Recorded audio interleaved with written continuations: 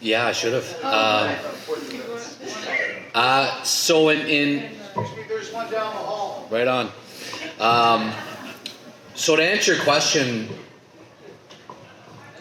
there's something happens in the brain, obviously with brain injury, that it affects timing, right? And music is very good for timing.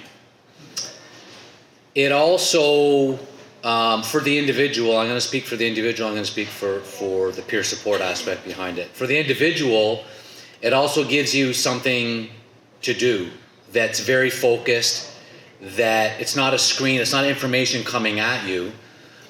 Your left hand's, if you play the guitar left-handed, your left hand's doing one thing, your right hand's doing something else.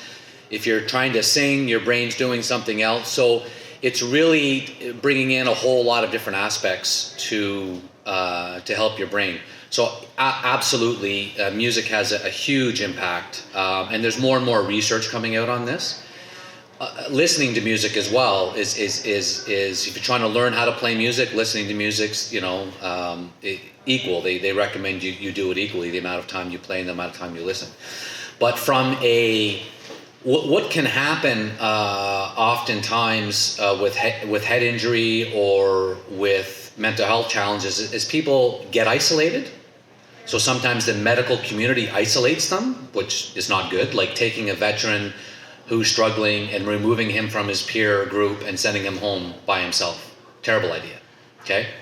Now, he may need a bit of that separation, but he still needs to be attached to a peer group. So that's why you're seeing in a lot of veteran communities, you're seeing guitar groups or music for veterans. So they can sit at home and they can work on some stuff while maybe they're isolating and they're recovering a bit.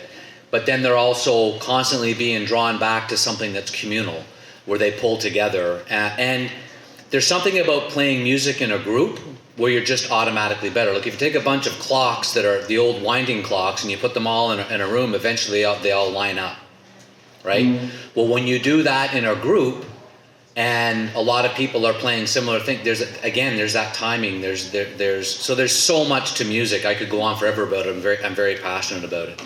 But that's one of the things that we really, really focus on with Operation Brain Health, that Taya does a great job as well, is peer support.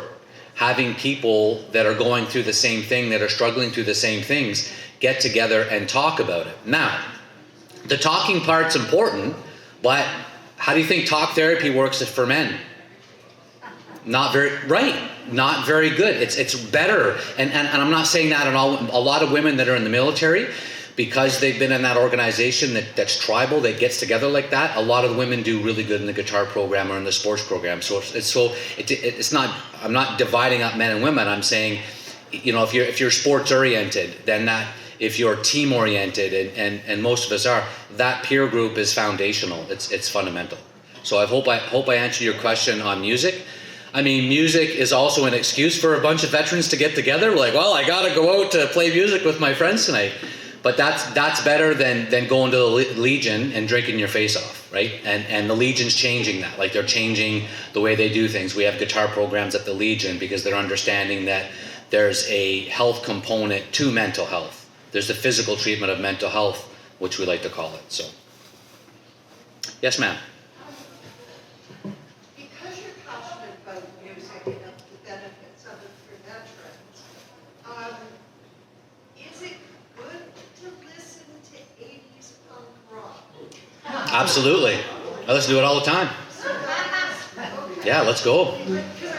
Want me to play some?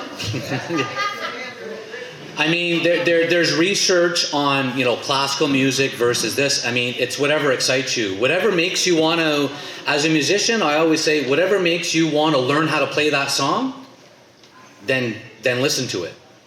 So, and a lot of times what happens, and I'll tell you what happens, especially with men that are in talk therapy, is they start bringing songs that they want to learn, and it does open some conversations on, why do you like that song? Or it reminds me of this, or it reminds me of that. It actually gives them something to talk to the psychologist about, instead of just sitting there going, they don't know how to attach to their emotions. They don't know how to, but music often does that. Oftentimes people are drawn to music, there's an emotion to it.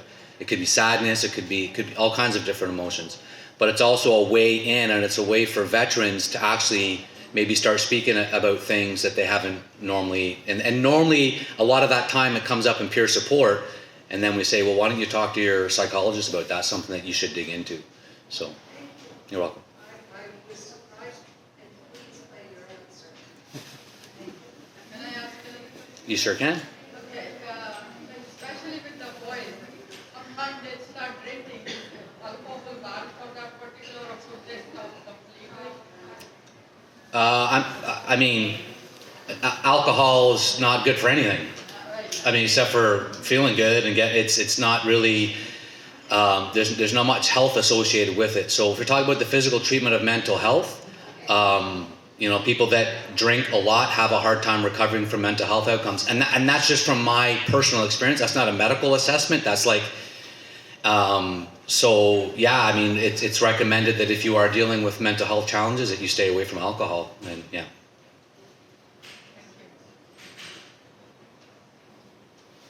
Thanks, Ryan. Yeah. Awesome. Anybody got anything else? Well, listen, thank you so much for having us here today. As I mentioned again, our website is concussionfoundation.ca. We're the Concussion Legacy Foundation. So thank you to Lisa for having us here. Thank you to Ryan and Tatea for coming. And I, in Rowan's memory, and again, thinking about Rowan quite a bit today, all this, if you've learned something from this and you've taken it back to your loved ones, that's in fact Rowan's legacy. So thank you so much for being here and thanks for listening. Thanks, brother. As long as I'm elected, you're always going to have a good listen. I'm a little bit shorter than Tim. I thought they were great. So just another big thank you to the Concussion Legacy Foundation, Tim, Ryan, Taya, you guys were awesome. And a special thank you again, Ryan, to you as a veteran of our Canadian Forces. We certainly do appreciate that. All right, so just wanted to wrap up. So I had to take off for a few minutes because I was doing an interview on Rowan's Law Day. And of course, it lasted a little bit longer because I'm in Barrhaven and they couldn't hear every second word. So I had to do what we all do in Barrhaven, which is try and talk like that. So they understood. Thank goodness Sam LaPrad's producer also is from Barrhaven. I just wanted to again remind you, Friday, October the 20th, up at the Hampton Inn. Sex trafficking in our community. This is very important. Please bring a friend. And then Friday, November 17th, just before we have all of our Christmas shopping done, we're going to talk about diabetes so you know what to avoid in the month ahead. Before we leave, again, just wanted to say thank you to Joe Price, our host here today, again, from the very beginning of Rowan's Law Day. From the very beginning, we sat around his table, so it was appropriate today that we came here. So wanted to say thank you to him and his lovely staff for doing a great job. So we all appreciate you guys here at the Waterford, which I might move into. Yeah, isn't it beautiful? And I just also wanted to point out another person that was here from the very beginning of Rowan's Law, and it's Phil Selig from the Barrhaven Scottish Rugby Club. Thank you, Phil, for joining us. You're always there for me no matter what, so appreciate that. All right, so here's the moment you've all been waiting for. We came here, they decided they're going to do a draw. So anybody here remember Gary Guzzo?